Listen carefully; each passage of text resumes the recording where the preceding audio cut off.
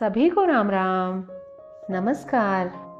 कथा कहानी चैनल में आपका हार्दिक स्वागत है। आज हम दुबड़ी आठें की कहानी सुनेंगे। दुबड़ी आठें कैसे की जाती है? भाद्रपद शुक्ल पक्ष की अष्टमी को दुबड़ी आठें होती है।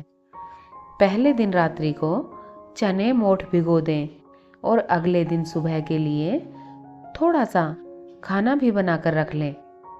अष्टमी के दिन सवेरे पीली मिट्टी भिगो देते हैं।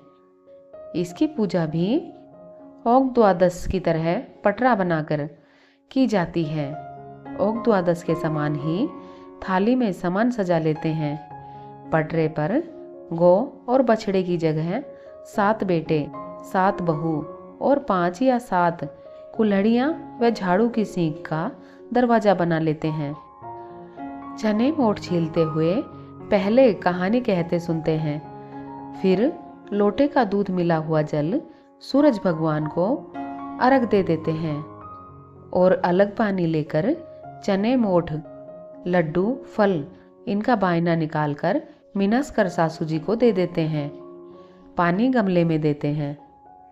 जिस वर्ष घर में लड़की की शादी हो उस वर्ष उद्यापन करते हैं। पहले दिन लड़की मायके में आ जाती है और वह अपनी माँ का विशेष बायना साड़ी, ब्लाउज, मोठ, चने, लड्डू, पैर पड़ाई के रुपए, साथ में अपना बायना एक ढक्कन वाले भगोने में मोठ, चने, फल, मिठाई, रुपए लेकर ससुराल वापस चली जाती है। इस दिन लड़की को भी साड़ी, ब्लाउज, रुपए देते हैं और एक बायना प्रतिवर्ष की तरह और एक विशेष बायना निकालते हैं। उद्यापन वाले दिन पटरे पर 14 बेटे व बहू बनाते हैं। इस दिन कहानी कह सुनकर बायना मिनस कर पहले बासी रोटी, रात वाली रोटी खा लेते हैं। उसके बाद पूरे दिन कुछ भी खा सकते हैं। यह हमने पूजा विधि जानी।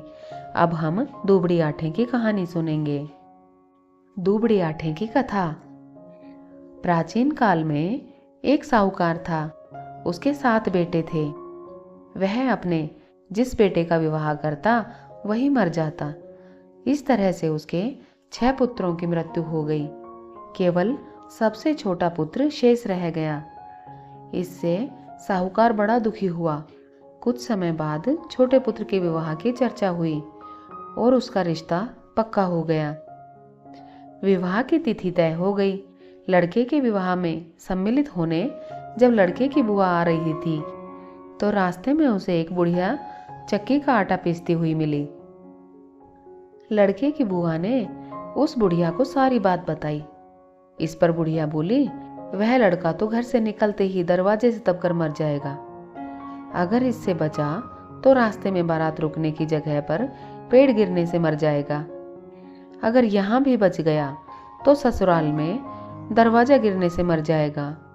अगर यहाँ से भी बच गया तो विवाह मंडप में 7वीं भावर पर सर्प के काटने से मर जाएगा। यह सुनकर लड़के की बुआ बोली, हे माता, यदि बचने का कोई उपाय हो तो बताओ। बुढ़िया बोली, बचने का उपाय तो है, पर है कठिन। इस पर बुआ बोली, आप बताएंगी तो किया ही जाएगा, आगे ईश्वर की इच्छा, पर प्रयास तो करना ही चाहिए। बुढ़िया बोली, जब लड़के की बारात विदा हो तो उसे पीठ पीछे दीवार फोड़कर निकालना। किसी वृक्ष के नीचे बारात को ना रुकने देना। ससुराल में भी पीछे से दरवाजा फुड़वाकर जयमाला करवाना। भांवर के समय एक कटोरे में दूध रख लेना। एक तांत का फांसा बनाकर रख लेना। जब सांप आकर दूध पी ले तो उसे फांसे में फंसाकर बांध लेना। इसके बाद सर्पिणी आएगी। वह सांप को छोड़ने के लिए कहेगी। तब उससे अपने मृत 6 भतीजों को मांगना। वह पहले मरे हुए तुम्हारे 6 भतीजों को जीवित कर देगी। इस बात को किसी से न कहना, क्योंकि ऐसा कहने से कहने व सुनने वाले दोनों की मृत्यु हो जाएगी। इससे लड़का भी नहीं बचेगा, वह भी मर जाएगा। सारी बातें बताकर बुढ़िया ने अपना नाम दुबड़ी बताया और चली गई। सारी बातें सुनकर लड़के की बुआ घर आई। जब बारात जाने लगी तो लड़के की बुआ रास्ता रोककर खड़ी हो गई और बोली, मेरे भतीजे को दीवार फोड़कर पीछे से निकालो।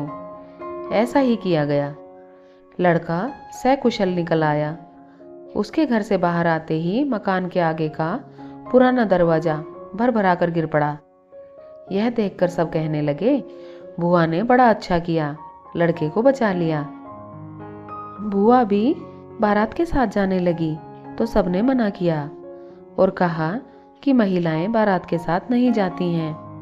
पर बुआ ने किसी की बात नहीं मानी। वह भी बारात के साथ गई। मार्ग में जब बारात एक वृक्ष के नीचे रुकने लगी तो बुआ ने सबको रोका तथा लड़के को वृक्ष के नीचे न बैठाकर धूप में बैठाया। लड़के के धूप में बैठते ही वृक्ष भी चरमराकर गिर गया। यह देखकर सारे बाराती बुआ की प्रशंसा करने लगे। पूरी बारात बुआ की अब तक की समझदारी से प्रभावित थी, इसलिए किसी ने भी उसकी बात का कोई विरोध नहीं किया।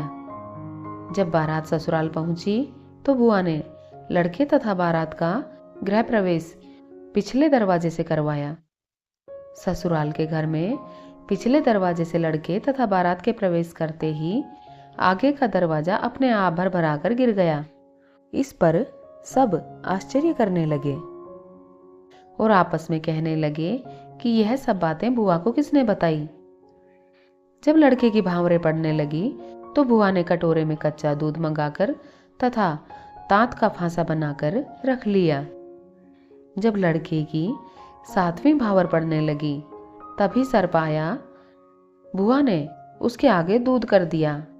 जब सांप दूध पीने लगा तो बुआ ने तात के फांसे में फंसाकर सांप को बांध लिया। इस पर सर्पिणी ने उसके भतीजे जीवित कर दिए और सर्प को अपने साथ लेकर चली गई। इस प्रकार साहूकार के 7 पुत्र जीवित हो गए। बारात सकुशल घर वापस आई। साहूकार के मृत बेटों को जीवित करने वाली उस अज्ञात दुबड़ी नाम की वृद्धा का नाम दुबड़ी आठें पड़ गया। हे दुबड़ी माता, जैसे तुमने साहूकार की बहन के 7 भतीजे लौटाए, ऐसे ही सबकी रक्षा करना। कहते सुनते हुंकारा भरते हमारी भी सभी की रक्षा करना। जो यह कहानी कहता सुनता है अथवा सुनाता है, भगवान उसकी हमेशा मदद करते हैं। यह हमने दुबड़ी आठें की कहानी सुनी। इस कथा के बाद विनायक जी की कथा भी सुननी चाहिए। सभी त्योहार अपने परिवार के साथ बहुत खुशी के साथ मनाएं। हमारी कथा कहानियाँ सुनने के लिए आपका बहुत बहुत धन्यवाद।